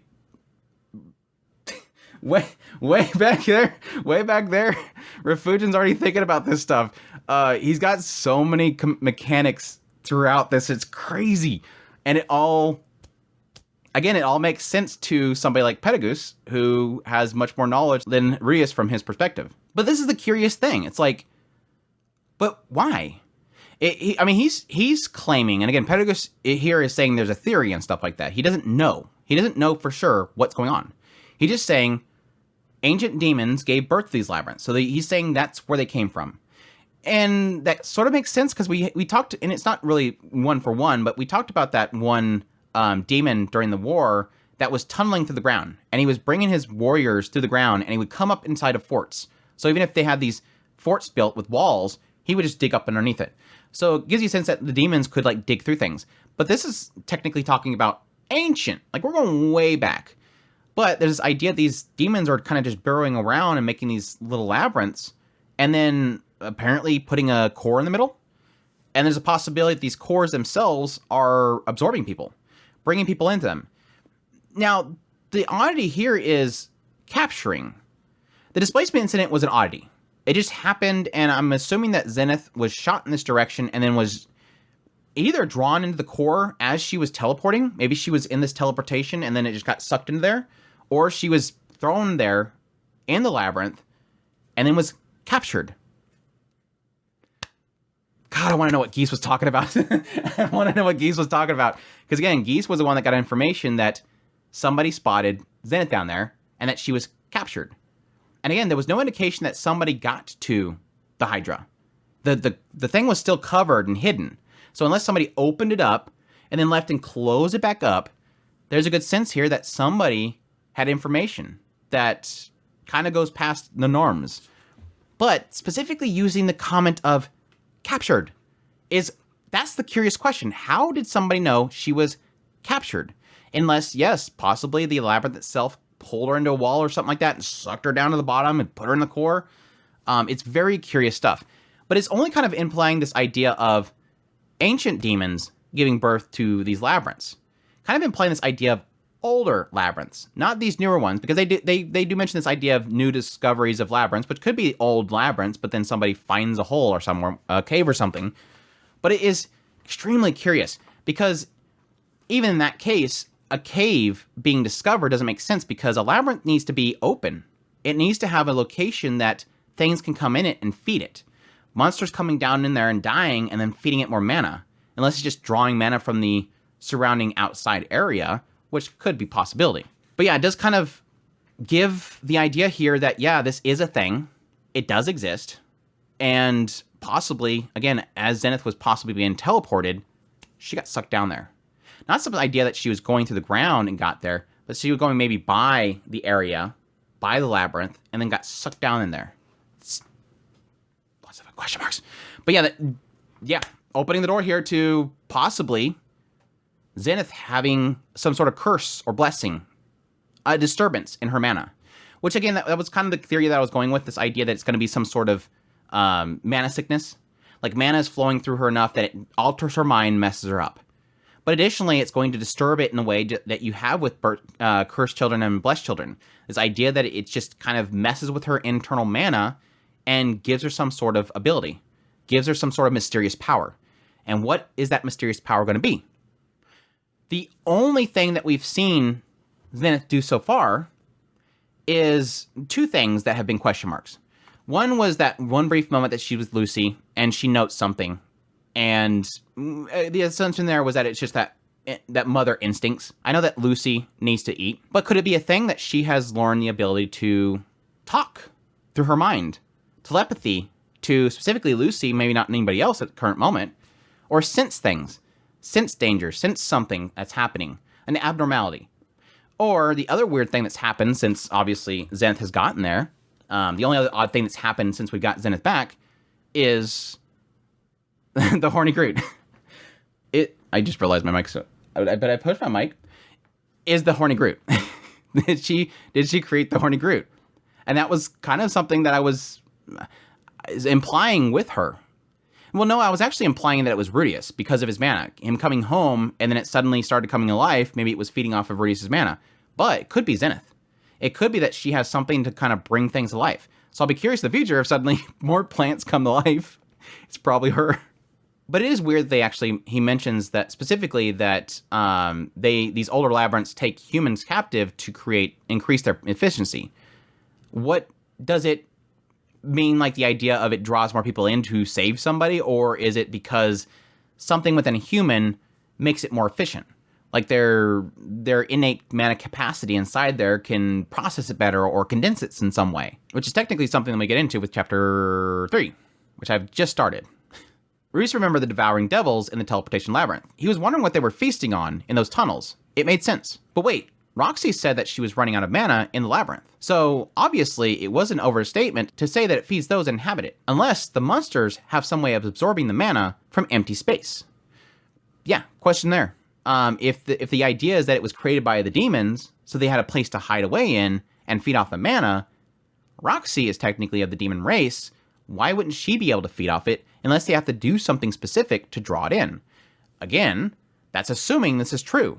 Again, this is a theory. This is an idea, not necessarily truth. That didn't matter right now, though. Zenith was his priority. Do you know a way of healing my mother? I don't know the specifics myself, however. His gaze shot to someone behind Rudius. There is a woman whose fate followed a similar path. One who is still alive today. If it's information you seek, she would be the most knowledgeable. Rudius followed his gaze to Elise, who lifted her head slowly. Called it. Called that one a long time ago. I think that was a little bit obvious, but yeah, I called that one. Now, Refugin did a good job of kind of setting it up in this idea that Elise keeps saying things very, I had an experience, I know somebody, and you always get that sense of like, yeah, it's probably you. That was definitely one that I felt was probably her. She's been around for a long time, and I kind of assumed at the time that at some point, I think Elise was a victim of the same situation. Now, how she would know about that would obviously be probably was told afterwards that you were from a crystal and you didn't have any memories and stuff. You just know who you were and all that kind of stuff. But yeah, kind of assume, and that would explain why she has the curse that she does. And again, that was my whole, and I think that again does technically play off of it. It does answer one of the big question marks I had was Elise as an infant, again with an overactive libido, like if she was a cursed child, some would call it blessed child, if she had this thing about her that made her different, this effect that was essentially like a cursed child, when did it actually start happening? You would assume that she always had it. And so I had this kind of internal fear of like, oh crap, I can't imagine a poor child dealing with something like that. Were they always huffy puffy and dying because they couldn't do anything about it? She got it then. Whenever she got cursed, she got it then. This special ability, as some would say. Elise Dragon Road.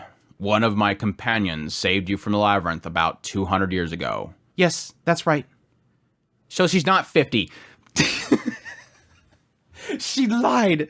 I trusted her. I thought she was 50. We finally get at least a bracket, an area at least, 200 plus. I gotta update my notes. I'm actually keeping updates on ages of characters, and so I gotta add 200 plus up there. You are the elven woman who lost her memories. I met you once before. Well, that answers that question. He did meet him before. You certainly have grown since then. Have you forgotten me? No, I haven't. She averted her gaze from Rudius with an awkward expression.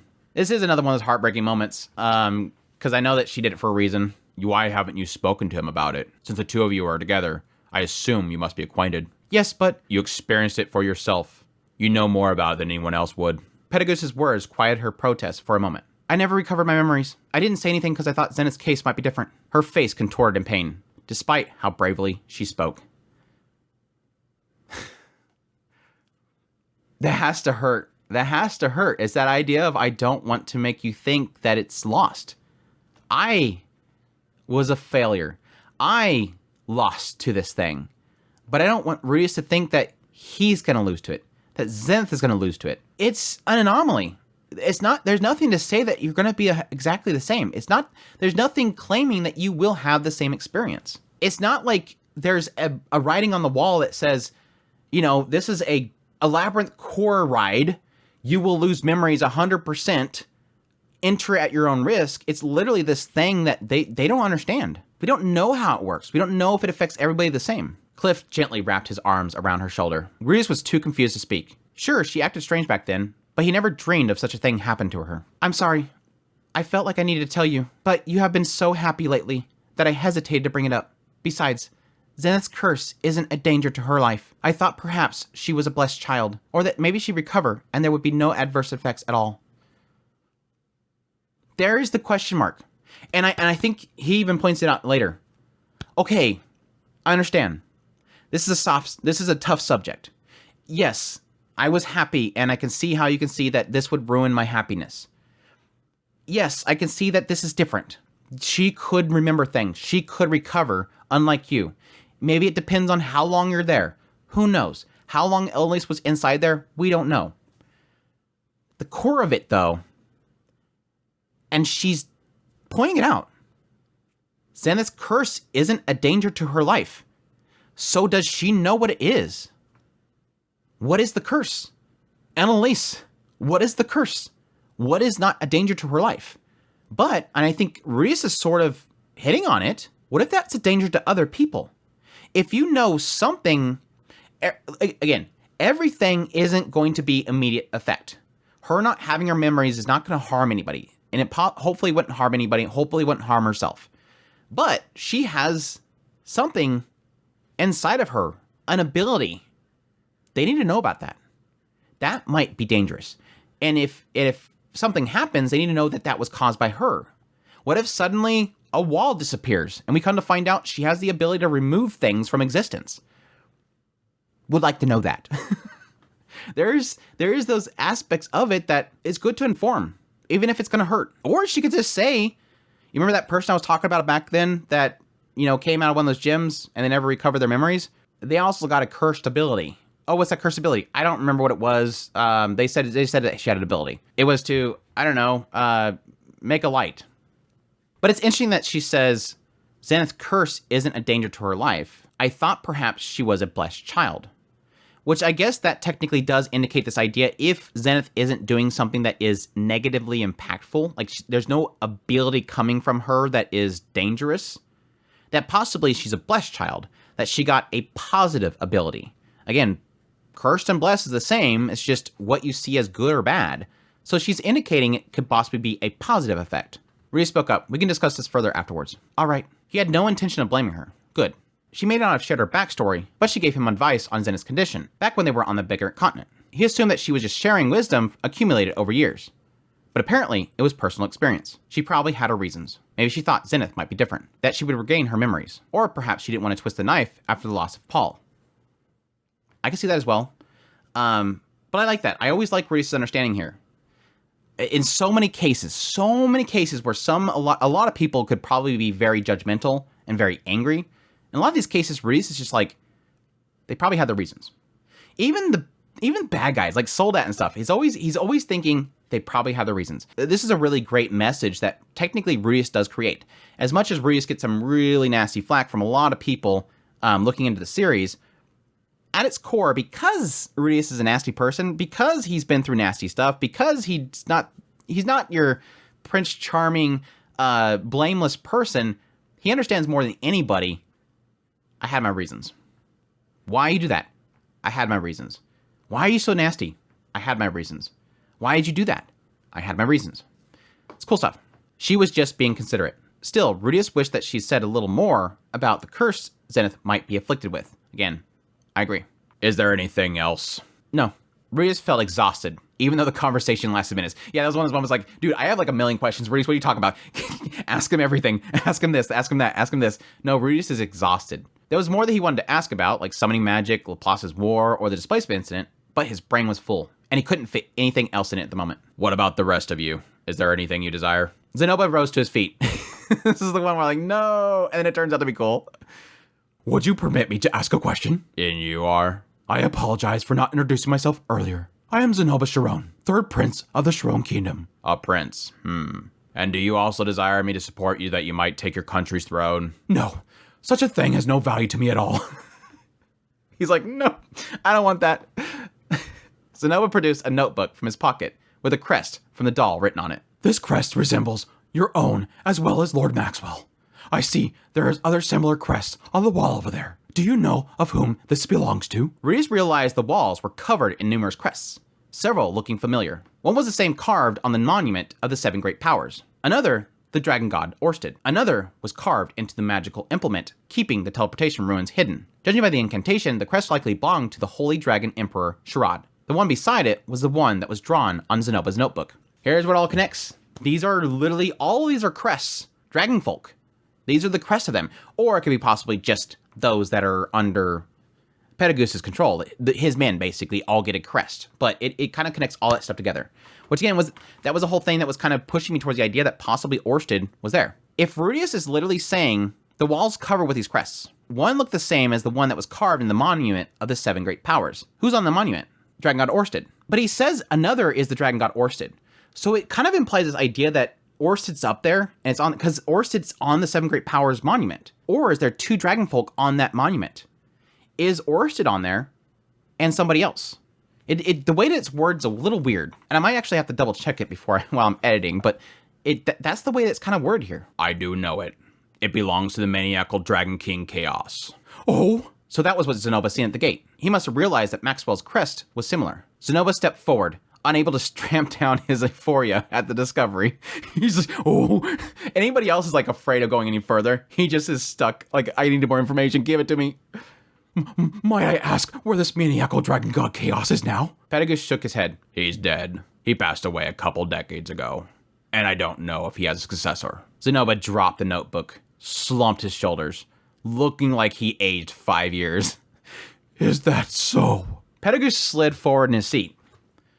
By the way, where did you come across that crest? Oh, I found this in my master's house, in a rundown estate in the magic city of Shariah. It was drawn on some blueprints for an automated doll. An automated doll, you say? And how was the doll? Incredible. Zenoba's the one that wins him over. Oh yes. More than the words can express. The detail and the craftsmanship was utterly enchanting. You could tell just by looking at how great the creator's love was for dolls. I shared the same fondness, so I could feel the depths of his adoration myself. A smile stretched across Pedagoose's face, all the way up to his eyes. It seems that you have an appreciation for the arts. That pleases me. I have a number of Chaos's works in my treasury. I will show them to you later. His voice was so gentle. Rudius couldn't believe it was the same person. You honor me. His face lit up as he sank to the floor. He won over the Dragon King's favor. Rudius envied him. As like I was saying earlier, of all the people in this group, I just figured Zenoba would be running all over the place, destroying things and getting all super excited, and they just like lock him up in a room. Or he would offend Pedagoose, but no. But it makes sense. What they've indicated so far in this brief time is that Pedagoose is it seems to indicate, I mean, from the very first statements when he was talking to Nahoshi, it seems to indicate the dragon folk desire knowledge. They desire knowledge, and equally here it seems like art. They desire knowledge and art. And Zenoba is somebody who literally just stood in front of him and said, I desire knowledge. I desire art. It makes sense that Pedagoose, of all these people in this room, Nanahoshi and Zenoba are the two that he would be so close to. Which sucks that Rudius confronted him the way he did, because he could have easily captured him in that regard. But Rudius doesn't really desire that. Zenoba does. Cliff does too, but he's too afraid to talk right now. Zenoba could totally have spoke up. Yeah, I remember those markings. It was super great. I like them. But no, he's scared right now. But yeah, it makes perfect sense why Zenoba grabbed him. I desire knowledge. Of anybody, as somebody that Pedagoose is going to want to see on a regular basis. What did you figure out about that automaton?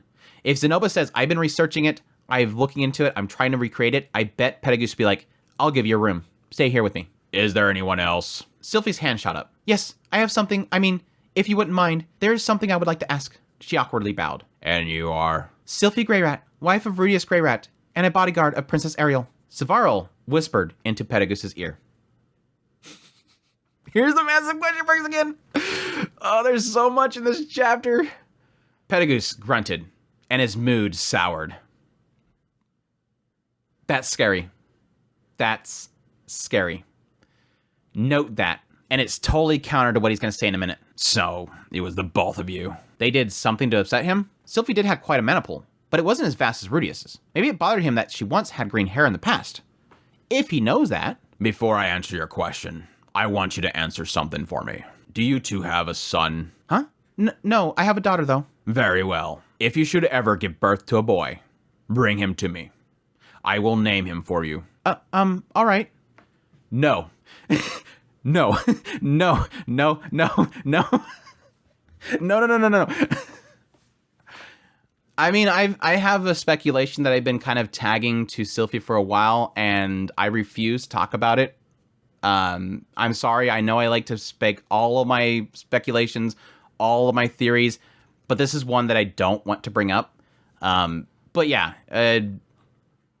that's not good, because he soured his face first. Obviously, Savarl right there was telling Pedagoose they were sparkling when they came in.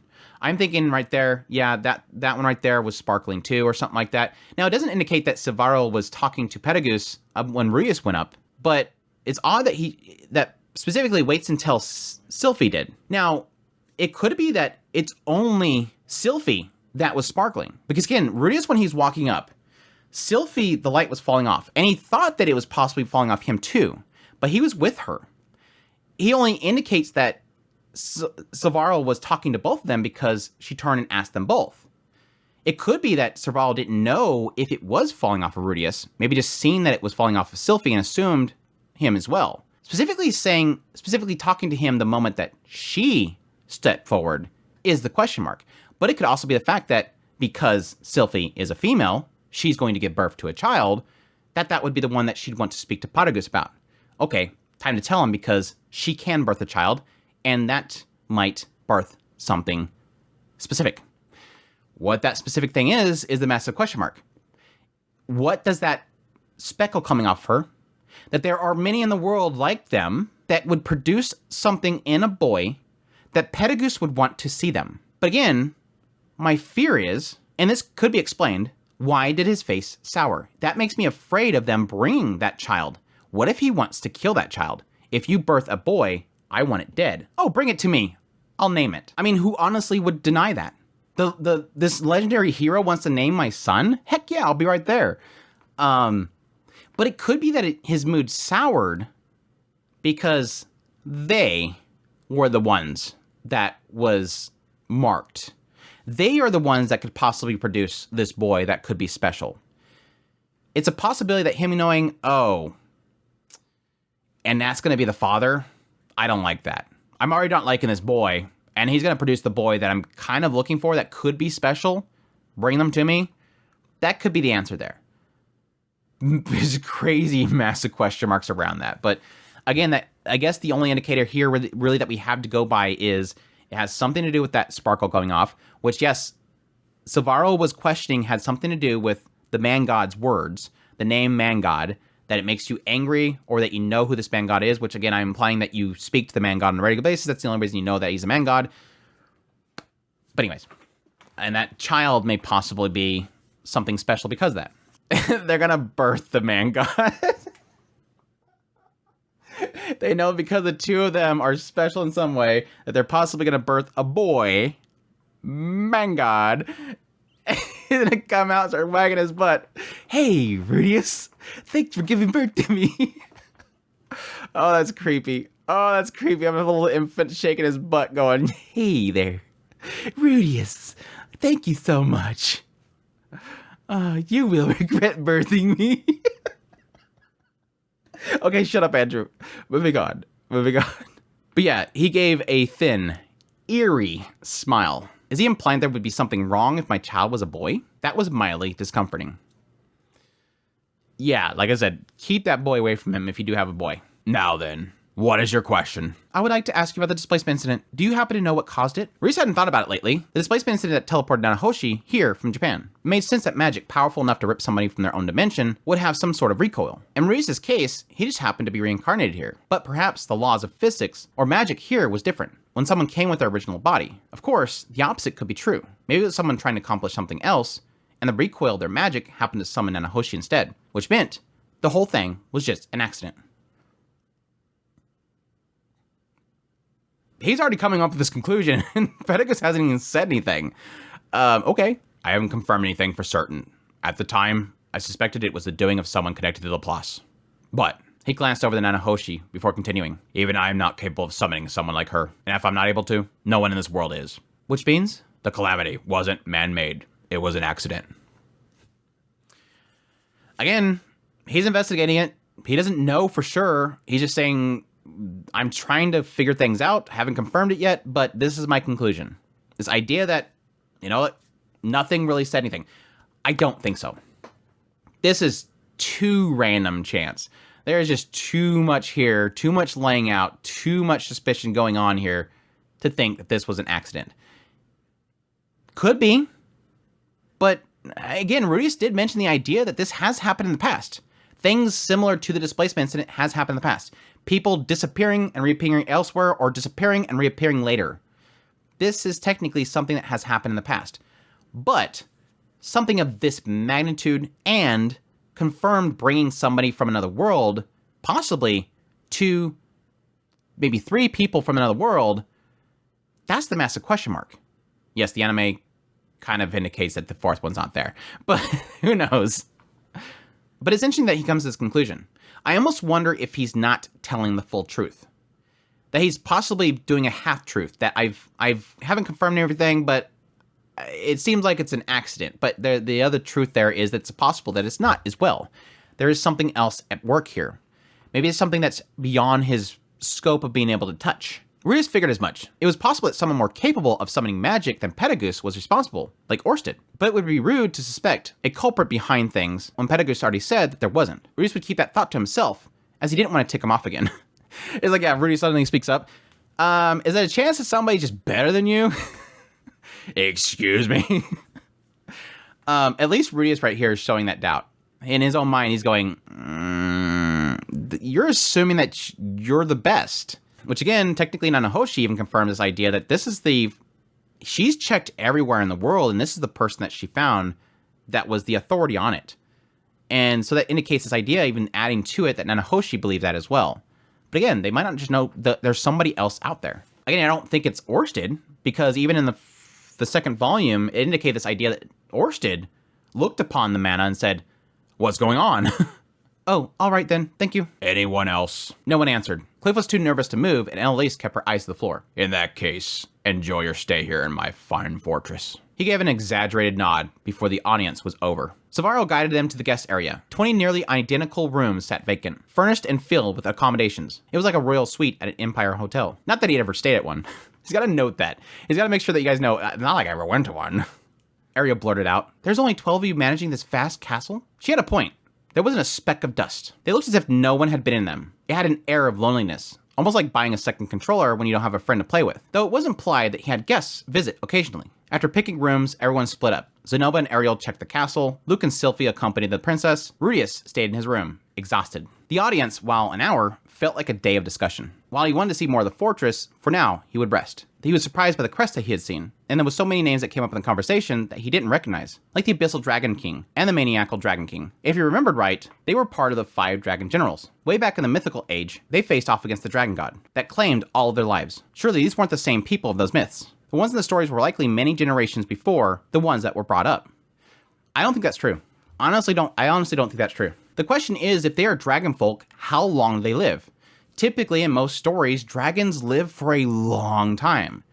So my assumption is, and we haven't really made a basis for this yet, how long do dragon folk live?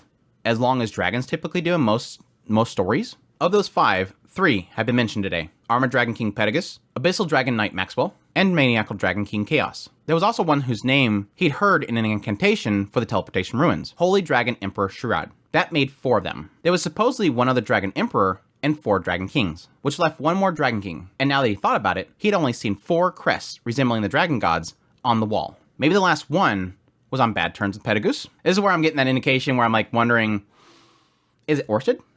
Is Orsted the other one? I don't know. He's technically classified right now as a dragon god, but possibly one day he was that. And then he took over the position as the dragon god. It was still surprising the connection with the doll. He knew he had seen the crest before, but to think that it belonged to one of the dragon kings. He knew nothing about the language in those memos, but perhaps Petagus would decipher it for them. It would help them progress massively. Maybe he should ask. Or not, because he wasn't really fond of him.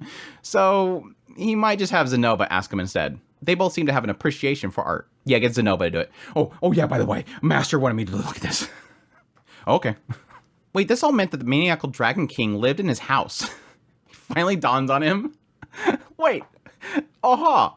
A Dragon King of all people cooped up in his basement, fiddling with dolls. Something must have been wrong with his head.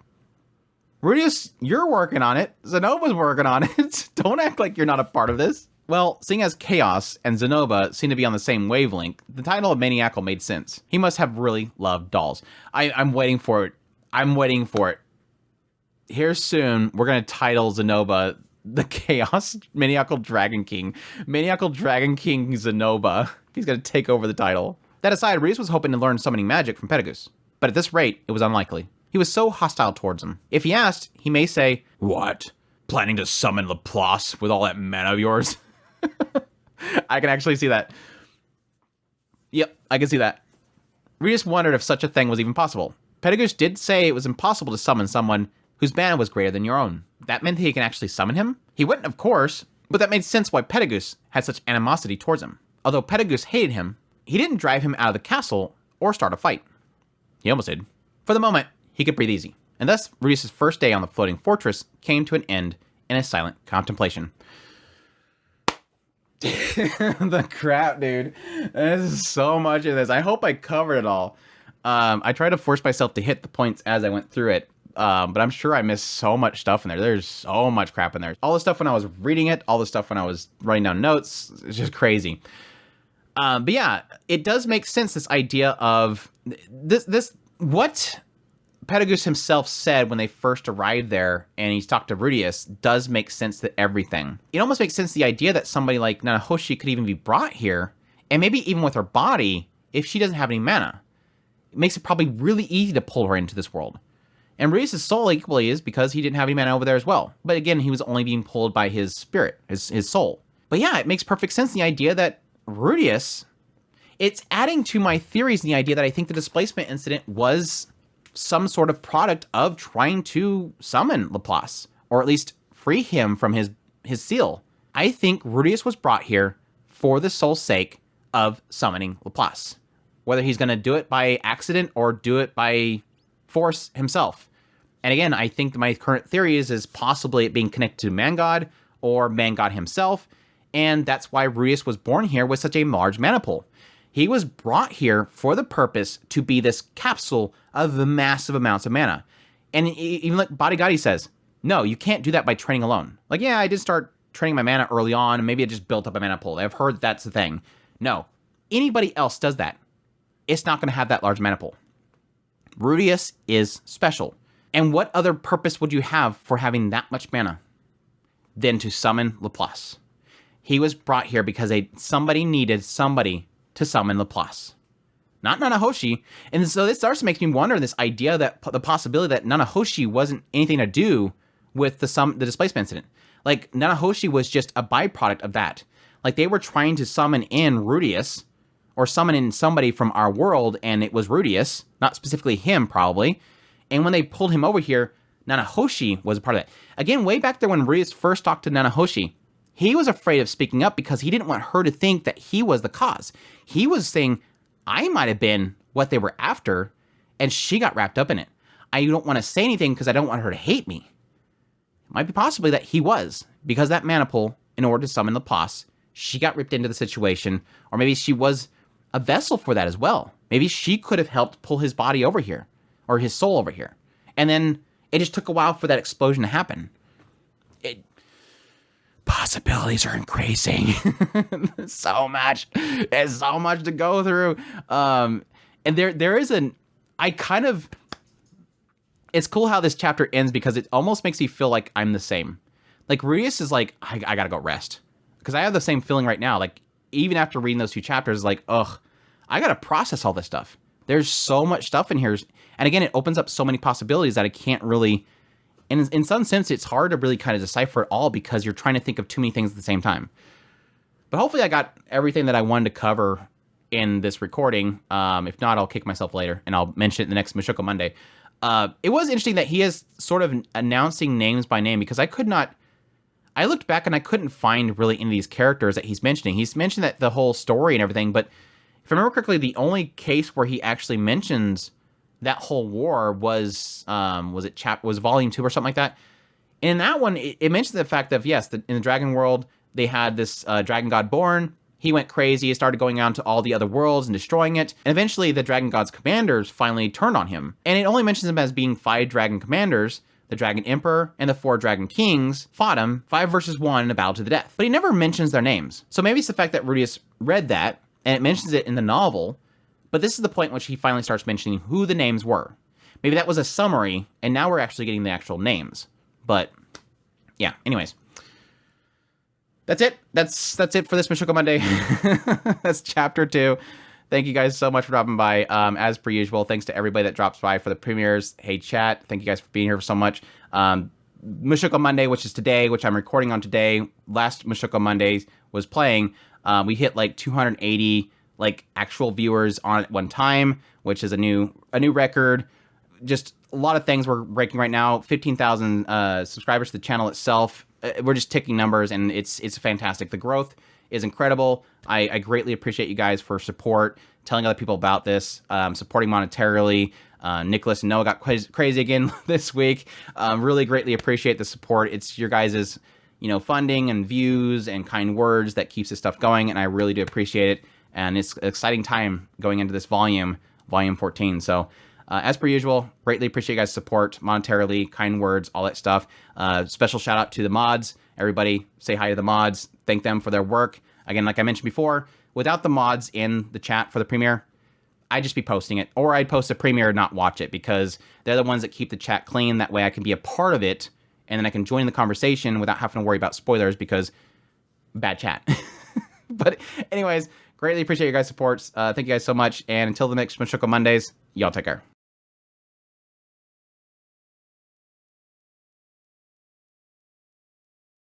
Happy Mushoku Mondays, everybody. Welcome back to yet another trek through the Mushoku Tensei novels series. We are on volume 13. Rudy is gray. Am I changing his voice? As we agreed. As we agreed. I would like to teach. But Ariel lifted her hand to stay. But Ariel lifted his hand. Reese didn't want to make any. Reese didn't want to make any. Why can't I say it? Another wore a helmet that looked like a robot. Their clothes, hairstyle, and facial feet, Silvaril. But then Silvaril. We've already kind of indicated this before with the whole teleportation rat. That is. While imagining the worst case scenario of being thrown into world, Armonth approached Rudius and handed him a bond. Just as reserve bird, because people weren't particularly. Lord Pedagoose is a very magnanimous. I know something's going to happen with Sylphie. I know that something's going to happen with. I know that Lucy needs to eat. Zenoba wanted to show Pedagoose his. It was like looking at. We're already f***ed up.